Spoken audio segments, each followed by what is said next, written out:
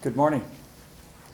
Our St. Louis County employees, specifically those in our Department of Public Health who've been on the front lines the past 18 months, have used a wide variety of different methods to communicate to the public during this pandemic.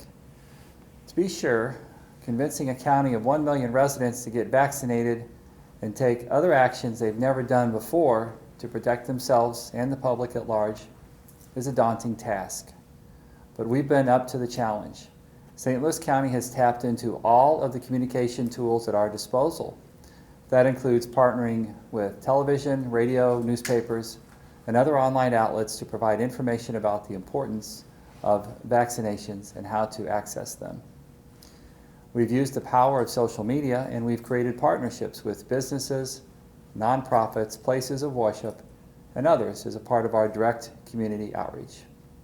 It's through all of these efforts that we get people vaccinated and that our residents understand the importance of wearing a mask, avoiding crowds, and taking other actions to stay safe as we continue to battle a pandemic that is taxing our healthcare systems, has sickened tens of thousands, and taken the lives of 2,375 of our St. Louis County residents. Today I've invited Spring Schmidt, Deputy Director of the Department of Public Health, to explain in more detail all of the communication strategies we are using to keep our residents as safe as possible during this once-in-a-century pandemic. Spring?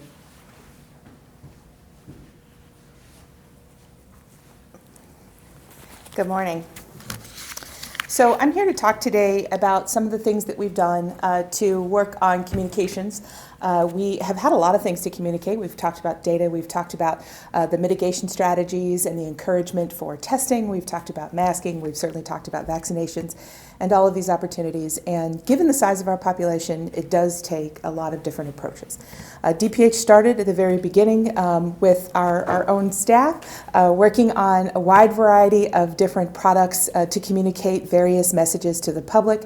Some of those that you should be able to see in terms of some social media pieces.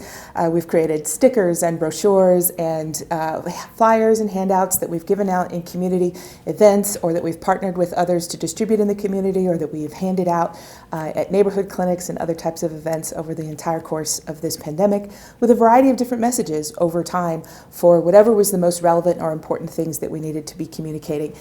We have also made sure that we have prioritized additional access for a variety of languages. We have partnered with other community partners to make sure that we were authentically creating opportunities for a wide variety of the diversity of our community to access this material in other languages and in other formats as often as possible. Many of these things have been developed in-house with the partnership of community members, where we tested and talked about what were the most relevant messages and opportunities to communicate. We have also used video at a wide variety of times. We published a variety of different Get the Facts videos. These have been fairly popular on both our YouTube streams and several of our social media pieces. We have utilized a wide variety of different influencers and community residents and political partners who have focused on giving these messages out to their communities. And these have been fairly popular, particularly in some of our social media spaces. And many people have resonated with some of those different community figures. We have really focused on creating a lot of variety of content in a lot of different accessible ways, because not everyone accesses information in the same way in our community. And so it's been really important that we have kept content as fresh as possible and continue to post out. So we do have a wide variety of social media platforms. We certainly have Twitter, Facebook, Instagram, things along those lines.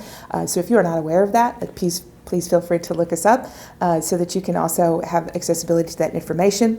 The Get the Facts videos that we talked about in terms of those community influencers and stakeholders have been out on Facebook and seen about 25,000 views. We'd like to see that continue, so please feel free to share those as well.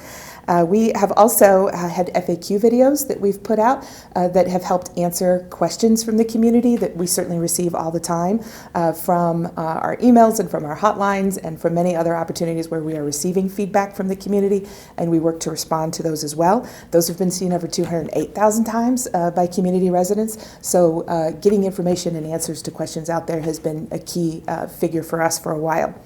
So we have metrics that we do provide about what it is that we've been seeing. We'd still like to see those continue to grow. So if people don't know that we have those avenues available, where the health department is posting regular information and updates about what's happening in our community, what you can do to keep yourself and your family and your community as safe as possible, like please look us up on each of those.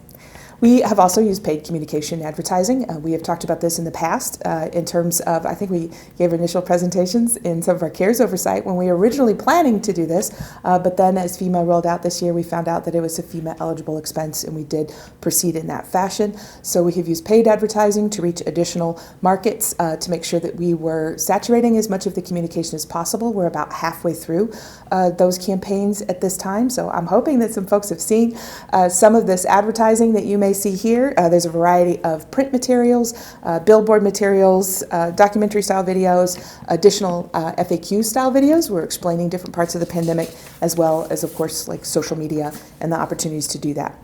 We have currently had some of the digital advertising reach over 500,000 county residents and about 8 million or so distinct impressions and opportunities to be seen by county residents. So we do look at those metrics, and like I said, we're about halfway through this initiative at this time. About 84% of county residents who have visited our revivestl.com website have clicked on a video and watched it to its completion, which is a great metric to use for those kinds of videos because not everyone completes all of those videos. So that's been great. Some of the television, radio, and print advertising that we've seen have been seen more than 30 million impressions or opportunities to be seen by county residents and others in the metropolitan area, because we know those media markets serve a larger group than just county residents. So the vaccination website, which we launched earlier this summer, has been seeing about 25,000 visitors.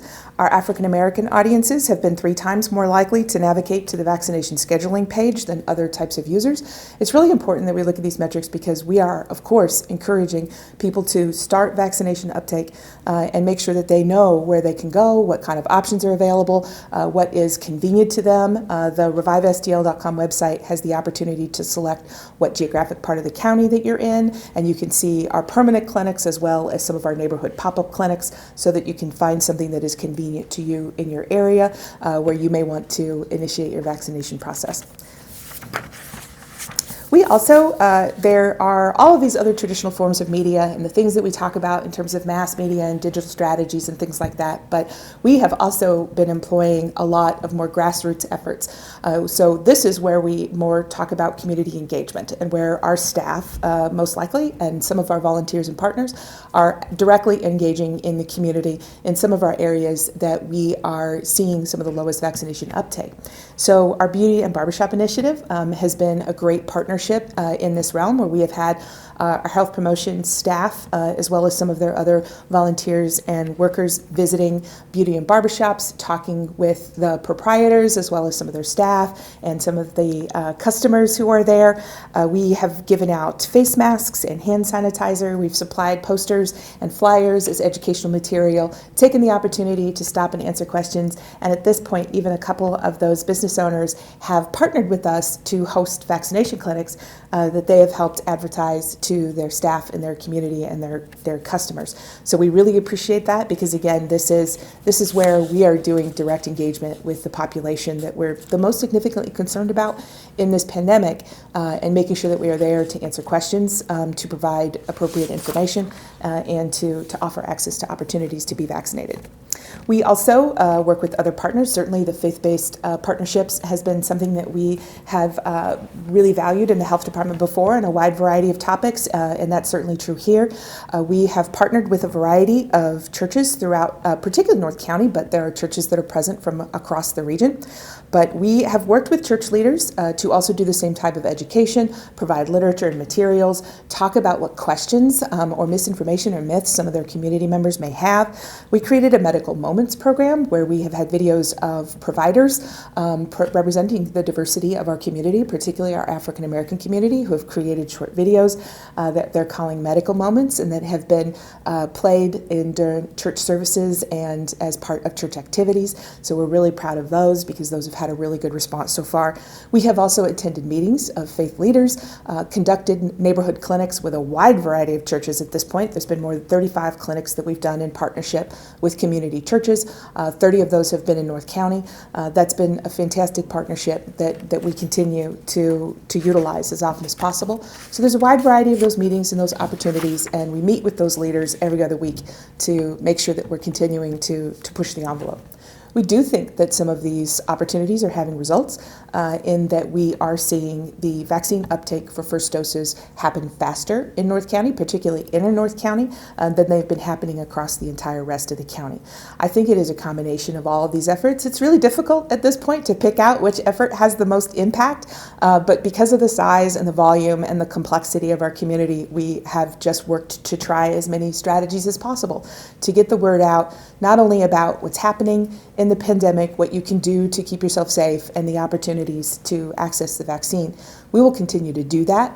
We are about halfway through those big communication mass media efforts, but we will keep up with grassroots community engagement efforts because it's just a core function of the health department, and those are the things that we will continue to focus on. So really that's the primary update that we wanted to give about the variety of the stuff that we're doing in the health department.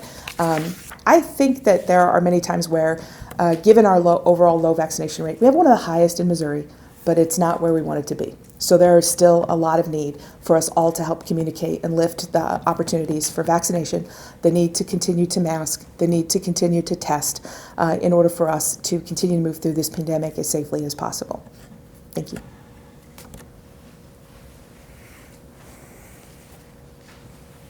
Thank you, Spring. We'd be glad to take any questions. Doug, you have any questions? We didn't have any submitted today. Does anyone in the room have questions? Okay, great. Thank you, everyone.